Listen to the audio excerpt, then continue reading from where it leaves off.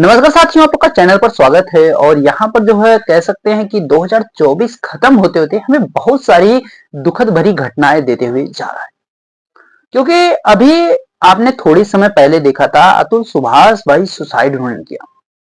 और उन्होंने जो सुसाइड किया उसके लिए उन्होंने एक वीडियो बहुत लंबा चौड़ा बनाया और उसमें उन्होंने जो बातें बताई उसको देख करके यही लगता है कि यार शादी नहीं करनी चाहिए।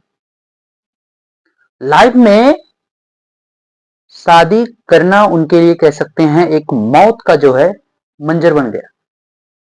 दूसरा आपने देखा कि जयपुर में जो है टैंकर की भिड़ंत होती है एलपीजी, और वहां पर जो है अभी तक जो दिखाया जा रहा है भाई 5 से 6 लोगों की डेथ हुई है, लेकिन हो सकता है उससे ज्यादा लोग भी हों। घायल जो है 40 से ज्यादा लोग हैं।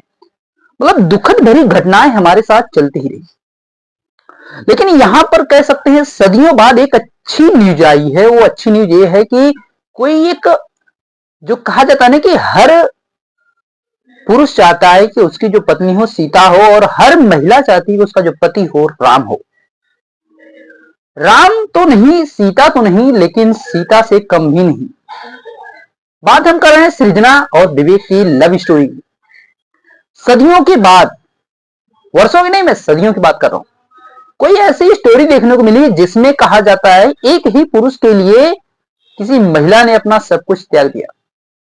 सृजना जो है नेपाल की एक इन्फ्लुएंसर थी, और उन्होंने जो है कह सकते हैं कॉलेज के समय ही जो है 2014 में विवेक और वो करीब आए, और उसके बाद वो लोग लगभग 6 साल साथ रहने के बाद 20 में उन्होंने शादी कर ली फाइनली। और 20 में शादी करने के बाद जो विवेक है, यानी जो सृजना के हस्बैंड विवेक, वो जो है कह सकते हैं पीएचडी के लिए अमेरिका जाते हैं, तो साथ में सृजना भी जाती है क्योंकि भाई इन्फ्लुएंसर थी। अभी तो स्टोरी शुरू हुई। वहां जाने के बाद लगभग 2 साल बाद सृजना को पता चलता है, क्योंकि जब जांच होती है बार बार विवेक की तबीयत खराब होती है, और जांच में पता चलता है कि उनको ब्रेन कैंसर हो गया है।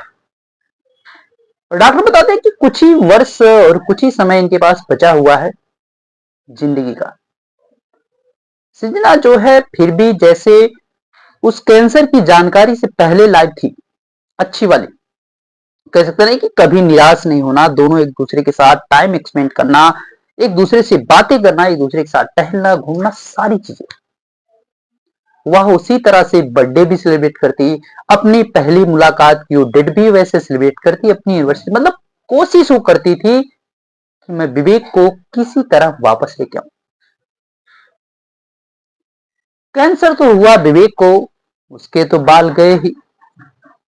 सृजना ने अपने भी बाल काटे,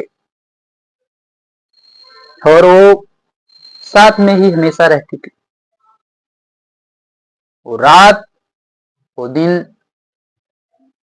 19 की, जब पता चलता है कि विवेक की जो है डेथ हो गई है रात में, और सृजना उसके पास लेटी ही रही।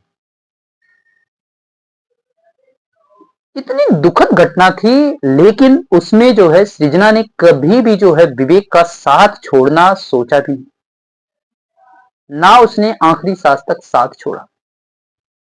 तो यही तो कहेंगे ना कि सीता आज के समय की वर्षों बाद देखने को मिला। वहीं अतुल सुभाष का जस्ट आपने देखा था कि उनकी जो वाइफ है नितिन सिंघानिया, इस तरह से उनको कह सकते हैं प्रताड़ित किया कि वो जो सुसाइड करने के लिए मजबूर हो गए। तो समाज में किस प्रकार की आप महिलाओं को ढूंढना चाहिए? हर कोई तो चाहता है सीता, लेकिन किसी को पता नहीं होता कि सीता के रूप में सुखविंदका भी हो सकती है। लेकिन हर पुरुष ऐसा भी नहीं कि वो हर चीज का जवाब दे तो ही बेहतर है, या हर बात के लिए वो आपसे लड़े तो ही बेहतर है। पुरुष का शांत होना ये मतलब नहीं होता है कि वह बहुत खुश है या उसे अकेलापन पसंद है, ऐसा नहीं होता है। कभी किसी अकेले इंसान के पास बैठिए, उसके दर्द को समझिए, फिर आपको समझ में आएगा कि अकेला रहना लोगों को क्यों पसंद है। किसी की दिली इच्छा नहीं होती कि वह समाज से दूर रहे, लोगों से दूर रहे, अपने परिवार से दूर रहे। किसी की इच्छा नहीं होती यार, लोग मजबूर हो जाते हैं भाई।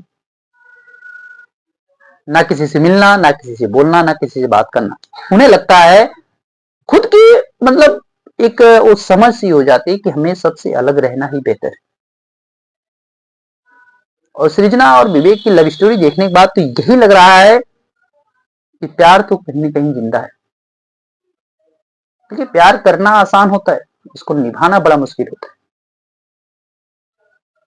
क्योंकि निभाने के लिए आपको बहुत सारी चीजें गंवानी पड़ती है, बहुत सारे ताने सुनने पड़ते हैं, लोगों की बहुत सारी बातें सुननी पड़ती है, आपको क्रिटिसाइज किया जाएगा, ह्यूमिलिएट किया जाएगा, बहुत सारी मतलब कह सकते हैं बातों को लोगों को सुनना पड़ता है। क्योंकि हमारा समाज आज भी लव मैरिज को एक्सेप्ट नहीं कर सकता है। लेकिन फिर भी जो है सृजना ने अपने कह सकते हैं कि एक दृढ़ मजबूत जो एक निश्चय था, एक कह सकते हैं उसका जो एक विश्वास था कि मैं विवेक को जो है खोना तो नहीं चाहती, खो तो दिया, क्या ही कहा जाए यार। लेकिन ऐसी स्त्रियों के लिए नमन तो बनता ही है। इस समाज में ऐसी स्त्रियां होना और पाना किस्मत वाले के ही नसीब में। तो आप अपने साथी के बारे में 2 शब्द तो जरूर लिखेंगे कि आपके साथी की जो स्पेशल कुछ बातें हैं, कुछ खासियत है, मैं भी तो कुछ जान सकूं। मिलते हैं किसी नेक्स्ट वीडियो में अच्छी खबरों के साथ। इस साल बीते, उम्मीद तो यही रहती है।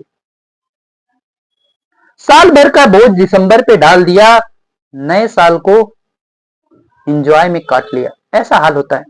हर साल हम नया साल का जो पहला दिन होता है बड़े सेलिब्रेट करते, बहुत बेहतर तरीके से।